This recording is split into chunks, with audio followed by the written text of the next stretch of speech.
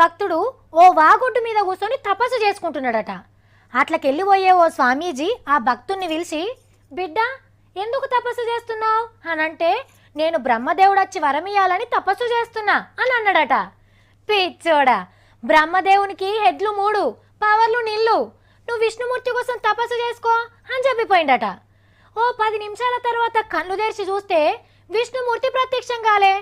అట్లకెళ్ళిపోయే ఇంకో స్వామిని అడిగితే, ఓ మూర్ఖపు భక్త, విష్ణుమూర్తిని సబ్స్క్రైబ్ చేసుకున్న భక్తులు ఎక్కువ మంది ఉంటారు, ఆయన ఆల్వేస్ బిజీ, నువ్వు శివుని ట్రై చేసుకో, నీ కోరికలు నెరవేరుతాయి అని చెప్పంగానే శివుని కోసం తపస్సు చేస్తుంటాడు. ఇదంతా ఆనాటి కథ.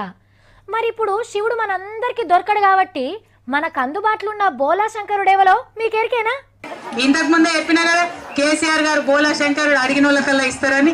బరాబర్ చెప్పినవక్క. నిజంగానే మీ నాయన మన సీఎం సారు బోలా శంకరుడే.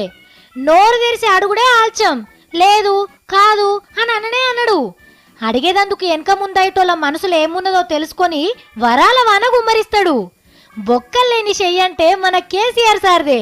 సర్కారు కొలువులు చేసేటోళ్లకు, ఆర్టీసీ అన్నలకు, అంగన్వాడీ అక్కలకు, మున్సిపాలిటీ పెద్దమ్మలకు అడిగింది లేరనుకుంటూ ఇచ్చిండు.